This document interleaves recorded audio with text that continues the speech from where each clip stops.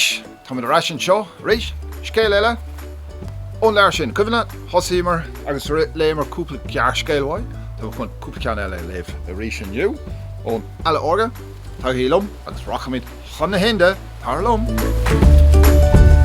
Eala Órga agus scéalta eile ón Ind, a inste Gabriel Rosenstock, Brian Fitzgerald Washi agus an gúm a dailsigh. So, thosaímar ar seachtacaite na cúpla leis an céad scéalta, léamh an ceann sin chumagás, agus léamh an Eala Órga. So inis leanhamid araig le mar a fuair tugainn dír mór dó féin.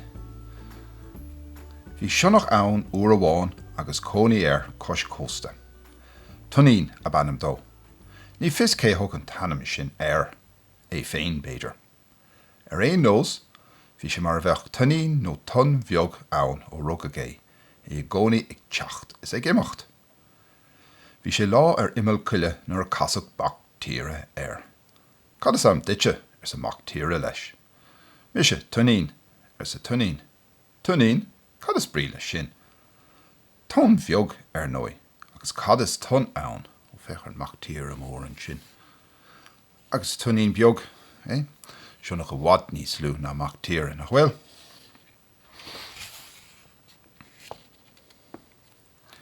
I gúntas dé ar sa tugainn. Níl is agat cad is tun ann, bí an tunta san airge. Ní ach mé an airge riamh ar sa bactéire. Nach bhacha ar sa tugainn, lean mise, Taspánig mise an airge mhór duit. Ris siad lo agus rééis cúpla uairach lig fuair bactéire a chéad rairc ar an bharige. Ó, nach braí ar sa bactéire. Is bra againn ar sa tugainn, agus sin iad mo cháirde na tunta geala go léir. Má dhearm se lo teacht, teochaigh siad, agus má dhearm se lo cúlóigh siad. Dá riire ar sa bactéire. Dá riire píre fíre, féachorm, tugaigh ar sa tugainn. Tháinig na tunta isteach. Cúlaigh ar sa tugainn, agus chúlaigh a cháirde go léir. Go héintach ar fad ar sa bactéire. Tá cáirde maithe agat, an bhéting se sprí lo. Ar raig leat a bhóchail, tuairigh mar cháirde ar a dit, nach dúirigh whoosh ar san na tunta. Léamh bactéire isteach san airge agus dan tugainn ar an trá ag fearra air.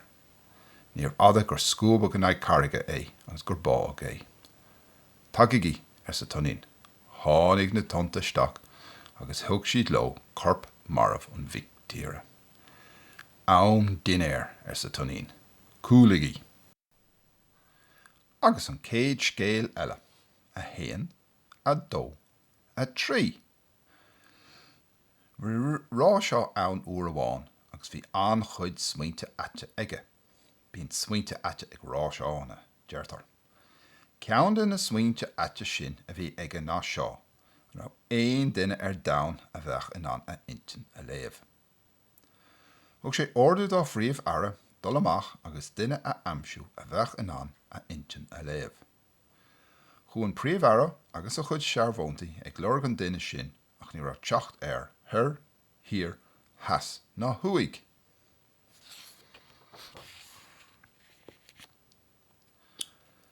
Leabhar siad leis na scoláirí a mbarr sa tír, ach ní raibh duine ar bith acu in an a rá lo, cá bhfaighidh duine ar bith in an intin an rá seo a léamh. Bhí an príomh ara an mhórtha. Tháinig sé bhaile tar éis míosa.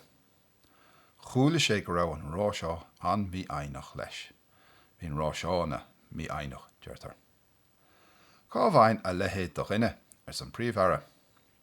Tá is agamsa ar sa inín an phríomh ara leis, agus ní fada ón áid seo Rahí atá wet, rahí an tíre ar an gnok. Rahí ar san príomh ara agus íontas nach duine bocht siimplí rahí bocht. Well, ar san cholín, ní raibh na daoine cliste in an cabhrú leat, an rá, ban tríal as rahí. Bhí an bheas ag an príomh ara ar a inín, agus geal sé de gan na huile muile. Bhí anmheas ag an bríomhfheara ar a inin agus ghéal sé de gan na huile muile. Tá go grábhí os cór an rá seo. Bhí na cuairteoirí go léir ag scigeacht faoin na nanáil. Rábhí, gamal ceart. Dúr amán bocht. Ire an ólach. Ciúnas san rá seo. Déach an rá seo ar rahí agus déach rahí ar an rá seo. An chéad rud eile, dáirdigh an rá seo méar amháin. Dáirdigh rahí ó dhá bhéir. Bhí an rá seo ansásta le seo. Déach na cuairteoirí ar a chéile. Rá an tamadán seo, duine nach ra riamh ar scoil nó rahí in an intin an rá seo a léamh. Dáirdigh an rá seo trí bhéir. Leis sin bhúil taim ferige rahí. Chúig agus dhean agus chros sé a cheann. Maithú san rá seo leis an ire agus thosaigh sé ag búla bos. Bégan duna cuairteoirí go léir búla bos a thuairt dó, chomh cénar thuig siad ó halamh an domhan cad a bhí déanta ag rahí. Ire gan léamh ná scríomh. A thug an irid sin sásamh an rá seo. Dáirdigh an rá seo an sin dá phríomh ara pota ó thuairt a rahí. An taon duine sa riocht a bhí in anna intin a léamh. Déimigh rahí agus é chomh sásta le dúk.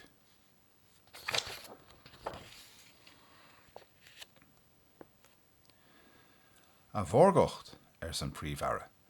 Ní hiigim cad atá tar éis titim amach aniu. Is mar seo atá an scéal san rá seo leis. Dáirdigh mise méar amháin agus sa mise im aigna féin, níl ach rá seo amháin sa riocht seo. Mise, níl duine ar bith níos cuachtaí ná mé. Dáirdigh rahí dhá bhéir chun a bheabhrú dom gúil dia ann, dia a phríomhfheara, atá níos cuachtaí ná mé. Nach clist an bhuach le rahí san rá seo. Dáirdigh mise trí bhéir an sin féchan rá éon duine eile ann, seachas mé féin agus dia. Agus mar a chonig tú, chro sé a cheann go tréan. Nach chro? Chro san príomhfheara. Bhí sé an anmaigna a léamh go crin san rá seo. Bhí is tócha san príomhfheara. Bhí iníon an phríomhfheara ag feitheamh le rahí leas mó. Cad a tharla a rahí sa siise? Well, sa rahí, mar sóldit, níl agamsa ach trí chéire. Theasta ceann acu an rá seo, agus dúirt mé sé leis go bhféadfadh sé dhá chéir a bheith aige ó sé an rá seo é. Ach dáirdigh sé trí bhéir in dhiaidh sin. Ní éiting scara leis an chéire go léir agus mé bheith fáca gan faic an bhéiting. Ní étá a rahí a chuid. Ní éiting in éonchar, dhiúltaigh mé dó, scuns gan. Maithú a rahí sa inín an phríomhfheara, maith an fearr. Fíorrá. Bhí bean óg ann uair amháin agus ba gnách lé dul ag tríal ar an tobar gach maidin.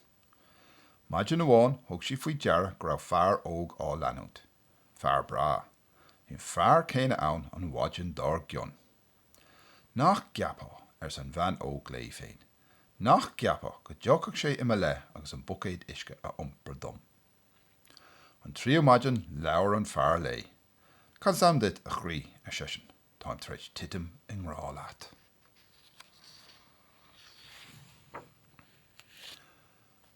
An bhfuil inis siise. Well, bíocha is aga go bhfuil dríomhór agams atá a bhfad níos deisin á mé.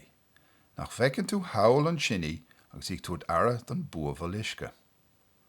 Rostigh an fearr óg go dtí an áid deile, agus tháinig ar ais gan bhfuil go dtí an chéad bhean. Is grán an dríomhór sin agat san fearr óg lé. Thug sí iad in amach is na madrií dom nuair a leabhar mé lé. Agus, dá an scéal, níl sí leach cho deas leatsa. Dinis tú bréag dom. Tusa a dinis bréag domsa san bhean óg. Tá meach fíorrá agat dom ní thótha ard ar éon bhean eile. An mulla agus an choirí. Bhí mulla in asam uair amháin. Badaí ceart a bhí ann agus a rion sin air. Fuair sé chuireach an duine uair amháin ó lánún gheabhóideach.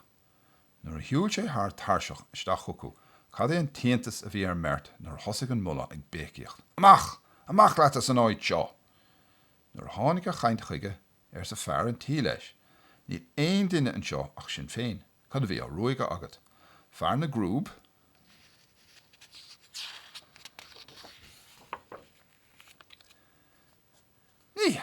Ní ha ar sa mula agus gá sé. Madra a bhí ag géire dul isteach sa chába. Chur mission ruigéir. Meice atá an cába, an áid is banathe ar domhan, dá leis an mudslamach. Bhí íontas an domhan ar R&T. Mula a bhí chomh-fad ráircroch sin go bhféadfadh sé an cába a eicáil ó chráid bhaile beag in asam. Ach bhí áras ar bhean an tí in thaobh. Hí an mula agus fear an tí chun buaird. Neam ar sa mula leis féin, nuair fuair sé bulla an choirí. Níor fhada gur thug ban an tí duine ar dóibh. Rís, pickle agus curry glossary. Ach bhí curry an bhulla curtha a bholach aici faoin rís agus gan le feicáil ach an rís agus an fickle. Dánam sa chorpt an geal a bhean, cóil an curry ar sa mula. Nach jazz an chaint í sin wet ar sa ban an tí. Duine atá an madra a eicáil haula meice ar siise. Ba ghóil leat go mbeadh sé an curry a eicáil faoin rís. So, sin é. Leann míad a raig, céadú eile, na cúpla scéal eile, sú lang gur haithn siad libh, agus tá snúise bheith cáil go luath. Slán!